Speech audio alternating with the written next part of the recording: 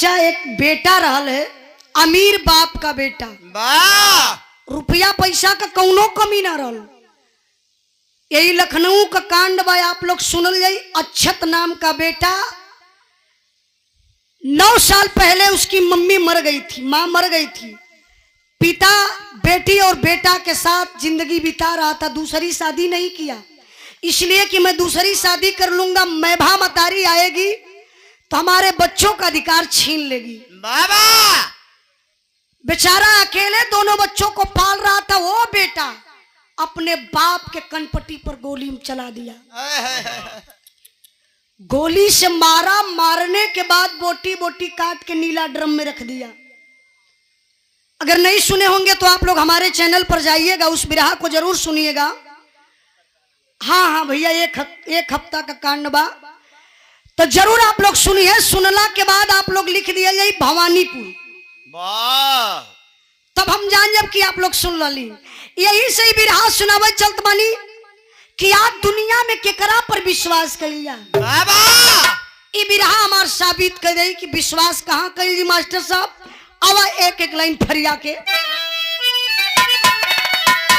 अच्छा ठीक है ना, आई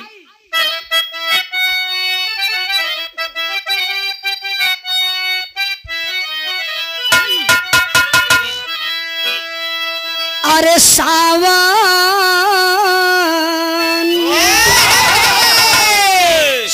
पर आप लोग ध्यान दी है। अब उठा बैठी थोड़ा कम करी भैया, आप लोग बीच बीच में उठवा बैठवा तो थोड़ा से अमान का माइंड जो हो डिस्टर्ब हुई। और जब 40 मिनट बैठे के तो बैठा आराम से, खाली उठा बैठे। ए चचा बैठा, बैठ जा, कहाँ जात हुआ हई का। जहां के रहे वाला एक किसान नाम का किसान रहलन, जेकर नाम बतावल गल बाबू दरस पुरोहित। बड़ा ही गरीब व्यक्ति रहलन, बेचारा दिन भर मजदूरी करे, जो शाम का कुछ पैसा रुपया मिले वही का अनाज लेके आवे, रोटी बनाए के पूरा परिवार बाबू खाए। जके जके जाए के भैया कहानी शुरू भइले से पहले निकल जा, ताकि कहानी सुनने वाले डिस्टर्ब ना हो। समय भी होगा जाए वाला नहीं, आधी रात के बाद आधा लोग जेबे करेला। भोला चचा जके अपने पत्नी पे विश्वास ना रहेला, वह आधी रात के जाला। जे शानदार मर्द हो बैठ के बिरहा न सुनी तब का मेहरारू भले रात भर घूमत का। अब जेके डर हो कि हम तो आ गई बिरहा सुने, कहीं हमारे वाली गईल न हो दूसरे की यहाँ। प्रधान के सुधार कार्ड बनवा तो के हमार बिरहा थोड़ी ना बढ़िया लगी। तो भैया जेकर जेकर जेके जेके अपने मेहरारू पे शंका हो निकल जाए। भैया आपो के कहा भैया आपो, अच्छा इनके बाद में याद आला के हमारो गड़बड़ है। बैठल है तो बैठल है, जेके जाए क्या जा सकला, सब तो सब चाचो चाचा आपो, चाची कहाँ जाइए बुढ़ौती में हो। पुरोहित जेकरे पत्नी का नाम दीपा बतावल गल, भगवान दुगो संतान दिले बनन। एक बड़ी बिटिया जेकर नाम मंजुला बा, छोट बेटा जेकर नाम मनोज बा।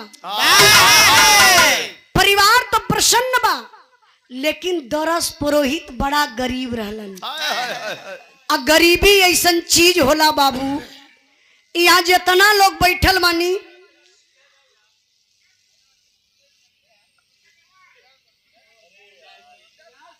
यह कुल बात है ना। मान लो ठीक हो, हम सुनत है, इनके नींद लगत है, अखिया मुनत हो का तो चल मर दे नींद लगत है। मतलब तोहर बियाह शादी भइल तो तू तो घरे अपने जाइबा, जेके जबरदस्ती लिया के जात हो कहाँ जाई। अनेक व्यवस्था भी हो, अपन काम चला ली है। यही से केहू के जबरी ना कइल जाला, ठीक है ना। अपने अपने समाज से सावधान रह भैया, ठीक है ना। नहीं बिना सामान खोजी लोग। अरे कौनो भी सामान हो, तरी बिरहा पर ध्यान नहीं।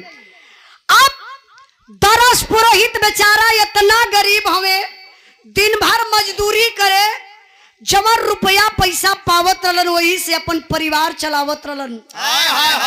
लेकिन घर में बाबू बिटिया सयान हो गईली। जब मंजुला सयान हो गईली तो दरस पुरोहित के चिंता और बढ़ गई। बिटिया का समय से शादी करे के बा और सही भी बा। बेटी बेटा का शादी विवाह अगर समय से हो जाले तो माई बाबू के बहुत बड़ा आशीर्वाद मिलेला। तो दरस पुरोहित शादी अपने बिटिया का कहाँ कैलन? वही जिला अलवर में, जहाँ राजस्थान में जिला अलवर पड़ेला। जे भाई राजस्थान रात हो के पता हुई। बिटिया का शादी तक कर दहलन। शादी कैसे कैलन? लोगन से उधार रुपया लेके। लेकिन ए बाबू कर्जा के चुकाए ना पावत हो। कर्जवान दुआरी पर आवे लगलन, मारे पीटे को धमकी दे, गाली गलौज दे। यह बतिया तो दरस पुरोहित के दिल में घर बनाए लहलस। चिंता करे लगलन। बिरहा के सुने वाले भैया बाबू एक बात आप लोग ध्यान से सुनी है, जिंदगी में आप लोग चिंता मत कैल जाई। चिंता चिता के समान होला। जे चिंता कैलस जियता जी मर जाई। परमार देखला भैया। आज के जमाना में जेके लोग डिप्रेशन कहेला, दरस पुरोहित चिंता कैलन, खाना पानी छूटल। अब एक दिन का ऐसा वक्त आयल कि रात का टाइम, दिल घबरात बा, सर में दर्द उठल। अपने दुल्हन के बोलौले, कहला ये मंजुला कमाई तनी यहाँ आवा, एक लोटा पानी लेके आई के बगल में बाबू दुल्हनिया खड़ी भइली। यह कलाई पकड़ के अपने सीना पर रखल। और दरस पुरोहित रोई के एगो बात कहलन। का कहला मास्टर साहब?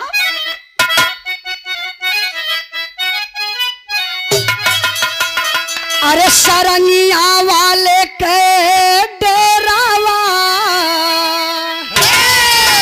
अरे सरंगिया वाले के डेरावा, बताई डेरा छटकी नाना दी।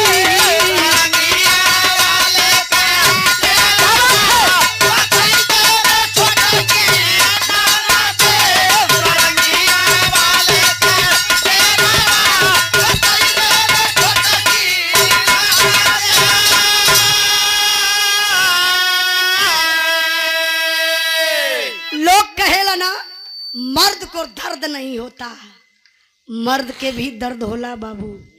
मेहरारू तो अपन दर्द भोला चचा, रोई के गाय के केहू से कह देली। लेकिन मर्द जात इज्जत बचावे खातिर अपने आप के बड़ा लोग कठोर बनेला। आप लोग देखत हुई समाज में हार्ट अटैक का अगर ज्यादा शिकायत होले तो मर्दन में ज्यादा वेले करे भैया फलाने के हार्ट हो गल। काहे? आप लोग कुफुत कुफुत के जिएला। अगर बेटा सतावत बा, मारे शर्मन के उस ना कहवा कहवा कि कह देव तो लोग कहे कि देखा इनकर बेटवा इनके सतावत है। मेहरारू सतावत है, उहो बात के उस ना कहवा लोग। लेकिन मेहरारू बा कौनो घर में थोड़ा से बात है तो लोग कहला कि मेहरारू के बात ना पचैले। मेहरारू अपन बात एक दूसरे से बतियाए कि अपन कलेजा हल्का कर ले।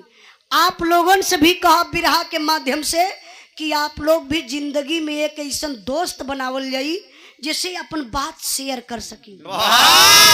जैसे हमार मास्टर के दोस्ती है। बात शेयर कैला से कोई दुख हरत नहीं, लेकिन अपन अंदर से आत्मा थोड़ा संतुष्ट हो जाले, हल्का फील हो जाला। लेकिन दरस पुरोहित चिंता कैलन। अब बाबू तबीयत खराब बा, दुल्हन का हाथ पकड़ के इस सीना पे रखलन और रोई के बाबू कहे शुरू कैलन। का कहलन?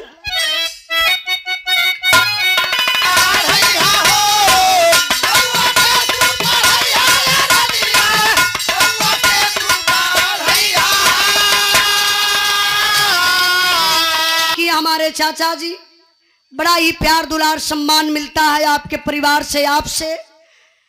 होली मिलन बिरहा समिति बंदी पट्टी के आप अध्यक्ष महोदय भोलानाथ यादव बाबूजी की तरफ से 100 रुपए का पुरस्कार आपके चरणों में बहुत बहुत प्रणाम, आशीर्वाद कचा रही। तनी कहानी पर आप लोग ध्यान दें। दरस पुरोहित रोई के ये कल की मंजुला कमाई। बोला भैया, कलर की मंजुला कमाई। अब हमारे जिंदगी का भरोसा ना बा, हमार दिल बड़ा घबरात बा। अब हम लगत बा कि जियब नहीं, लेकिन एक बात कहब तो से मंजुला कमाई, हमारा मुअला के बाद हमरे बेटवा के पढ़ाई लिखाई के बढ़िया पोस्ट पर कर दिया, ताकि हमार बेटवा बढ़िया रुपया कमाई, हमरे कर्जा के चुकाई दई, तो हमरे आत्मा के शांति स्वर्ग में भेटाई जाई। दुल्हनिया बेचारी भरी अकवारी अपने पति के पकड़ ली। अब पकड़ के रोवे लगली, काली मंजुला का बाबू इ तू का कहत हुआ, ऐसन मत बोला, विधवा के बारे में तू जानत ना हुआ। विधवा का जिंदगी बड़ी पहाड़ होले। ये सुबेरे का देख लई विधवा के कोई पूरा दिन में खराब हो गयल। कौनो शुभ काम में विधवा के कोई ना बोलावेला। ऐसन कुछ मत बोला, हम मालिक से मनावत हई कि तोके कुछ ना होई, लेकिन बारे दुनिया के मालिक देखा होगा वही जो मंजूरे खुदा होगा, जो मालिक के मंजूर रही उहे हुई। दुल्हनिया अकवारी में पति के पकड़ले ही बाबू, तबले शरीर से आत्मा निकल गई, प्राण पखेरु उड़ गईलन। दुआरे लाश रखल बा, माई बेटा वही लाश पे गिर गिर के रोवत हवन। दर्द बा, पीड़ा बा, बेचारी रोवत बा, का कहत बा,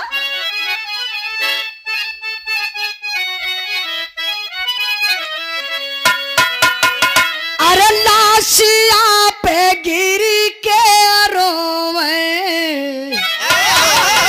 अरे लाशिया पे गिरी के रोवे, दीपा बाऊ रहिया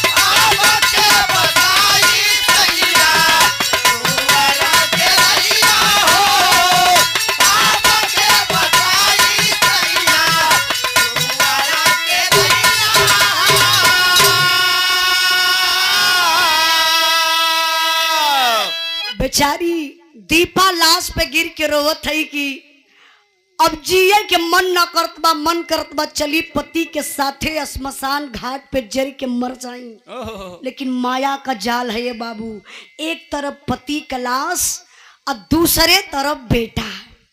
भयल का लोग ले जाए के लाश का अंतिम संस्कार कैलन। काम क्रिया बीत गयल। जब काम क्रिया बीत गयल तो माई के बार बार एक बतिया दिलवा में साले जानत हुआ का, यह बतिया याद है कि हमार पति देव मरते वक्त एक वचन हमके दे के गए कि हमारे बेटवा मनोज के पढ़ाई लिखाई के बढ़िया पोस्ट पर कर दिया, ताकि बेटा बढ़िया रुपया कमाई, हमरे कर्जा के चुकाए दई, तो हमरे आत्मा के शांति स्वर्ग में भेटाई जाई। यह बतिया तब माई के बेधत बाबू। बेचारी विधवा बुढ़िया मतारी लोगन का चूल्ह चौका करे लगलिन।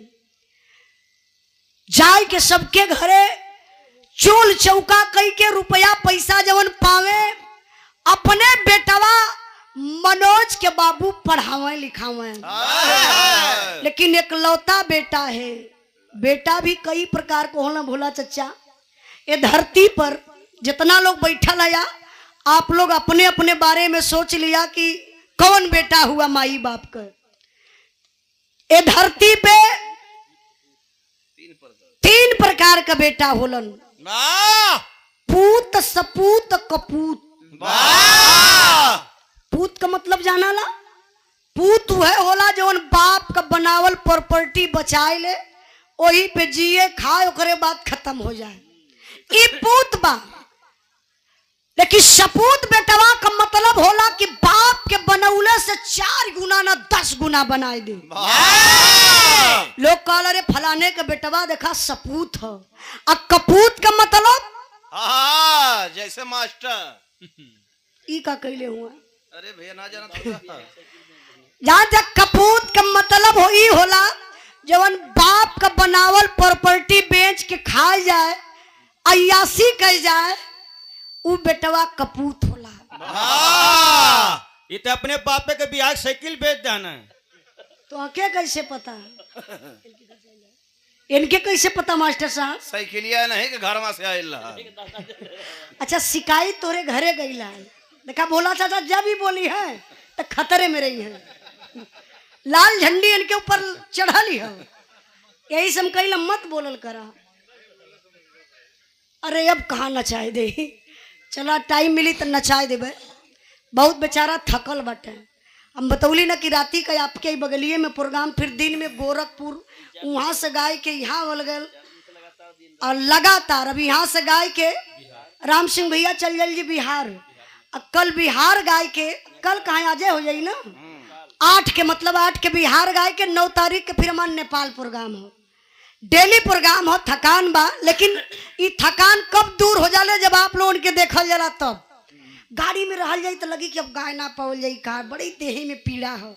लेकिन जब पब्लिक के बीच में आ जाल जाला, जब आप लोगन का प्यार दुलार मिले लगेला, यहाँ तो प्यार दुलार कम लौका तो भैया। नहीं यार ऐसे बदनाम मत करा। जब आप लोगन का प्यार दुलार आशीर्वाद मिलेला तब एनर्जी गवैया का बढ़ जाले। तो आशीर्वाद के रूप में जो बैठ के लोग सुनत है यार, बैठ के ना आशीर्वाद के रूप में पैसा दिया जाला। ये पैसा बगैर जियते हुआ चचा। एक बात बताई, अच्छा तू पैसा खातिर जियत हुआ? ये पैसा ना मिली घरे निकल जा, पैसा मिली। ध्यान नहीं बाबू, नहीं तो बात बिगड़ कहानी गड़बड़ा जाई। बिरावा कहाँ पहुंचल लिए, बिसर गया का? जा राजू यार का भाषा बहुत अच्छी लगे ना चचा। तब का अवधि मौसम न धय पावत ऐसे। अच्छा देखी धीरे धीरे समय बीतल, बुढ़िया मतारी बा, विधवा बा, लेकिन माई अपने बेटवा के पढ़ाई लिखाई के करत का बा।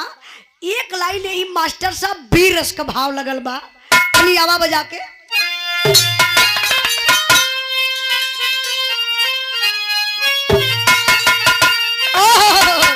तनी तर्ज का भाव आप लोगन के बता दे।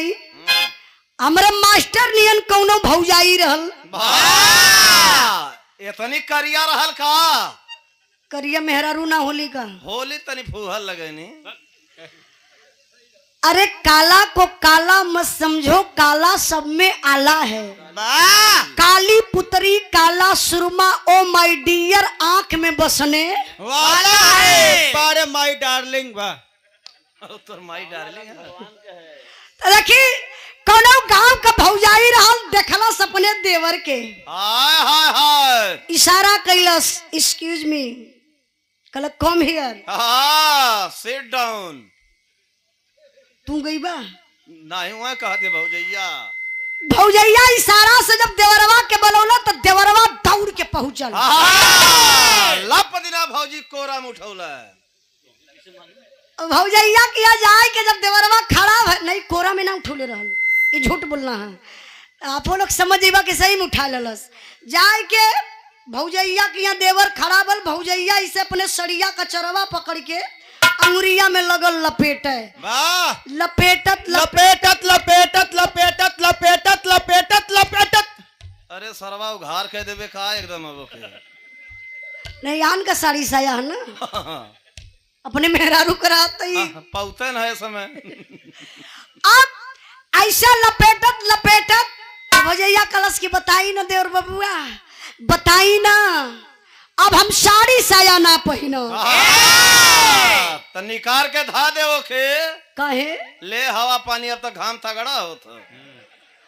भौजैया कला सब हम साड़ी साया ना पहिनब। हाँ, एक ठे मैक्सी लिया था, मैक्सी वो मैक्सी का करी भूसा ढोवे खाती। हाँ, ये सारे के गंगा में कुल ढोवा ही नहीं ना।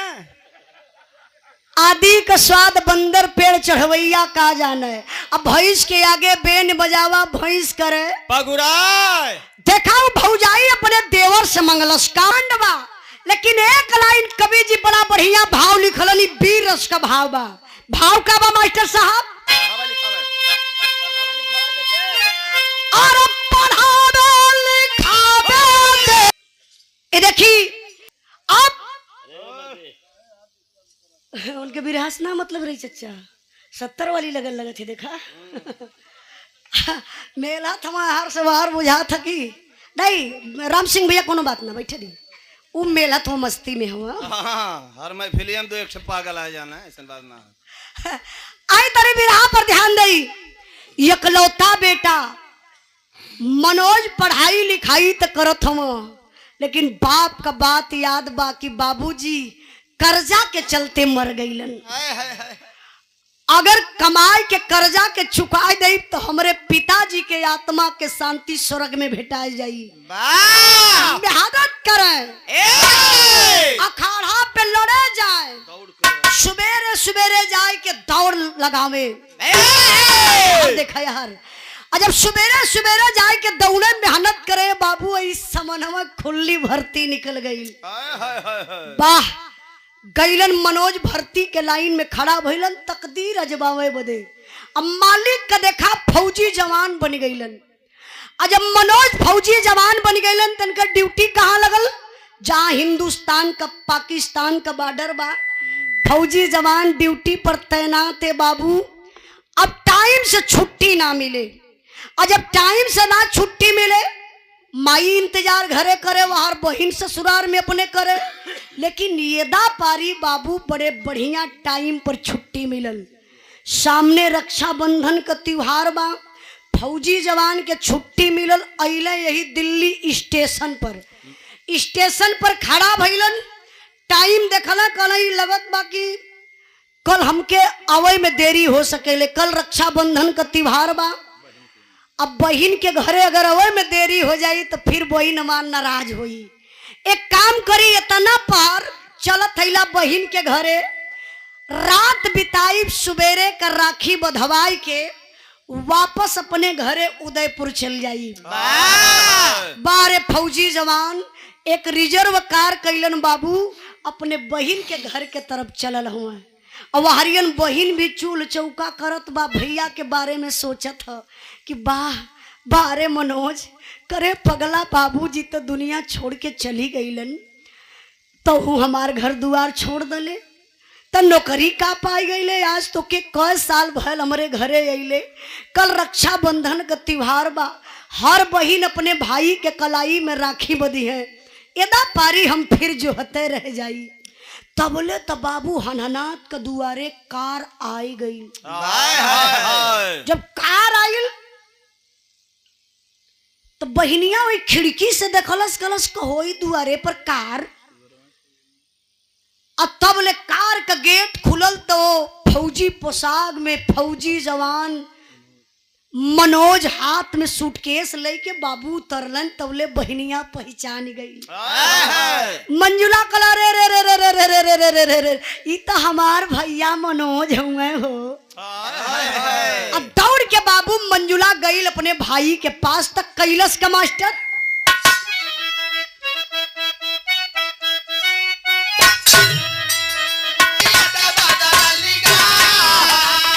लूटे बादे भाई का खजानावा, अरे खजानावा हो झूम बहिनी का मनावा। लूटे बादे भाई का खजानावा हो, अरे खजानावा हो झूम बहिनी का मनावा। लूटे बादे भाई का खजानावा हो, खजानावा हो झूम बहिनी का मनावा। 40 मिनट हो गए तो खड़ी लगा देती। हाँ चचा कहीं और सुन लिया, अपने यहाँ सुन लीजिए, बढ़िया टाइम दिहल जाई। अब पूरा बिरहा आप आराम से सुन जाइए। क्षमा चाह। अब हमारे बिरहा का खड़ी लग गई, फिर कहीं टाइम मिली तो आप लोगों के हम सुना देवे। कहाँ 40 मिनट हो गए और चाचा के हम आज चाचा के सोचो लेला कि आज इनके आज्ञा का पालन करवे। 40 मिनट में गाई। अरे छोड़ा बाहर से देखा चाहे जिन देखो वो भैया चार घंटा गाँव चाहे 1 घंटा गाँव चाहे 40 मिनट गाँव, हमसे उसे मतलब ना सही बताओ थी।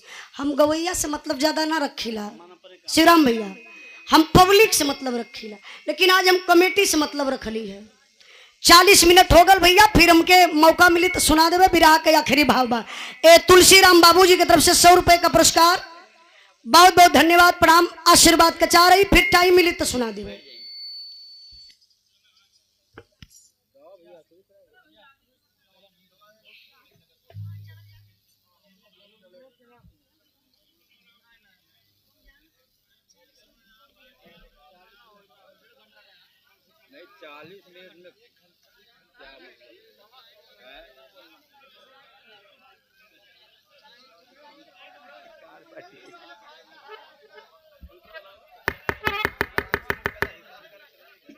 हेलो,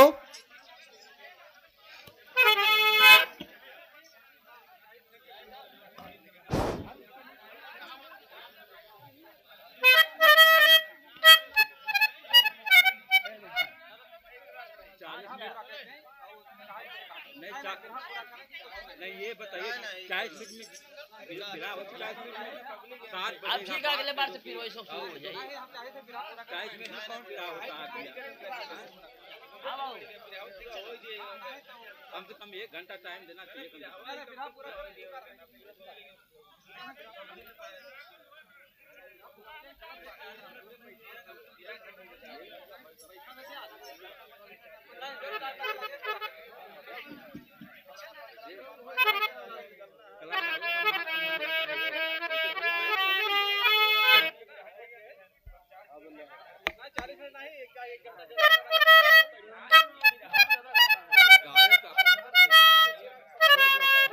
गायक भैया अपने ढंग सिखाता है।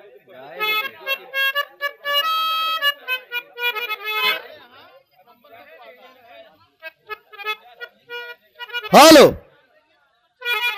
बैठ जा भैया, बैठ जा। देखिए, हेलो, हाँ हाँ, चलिए ठीक है चलिए आप।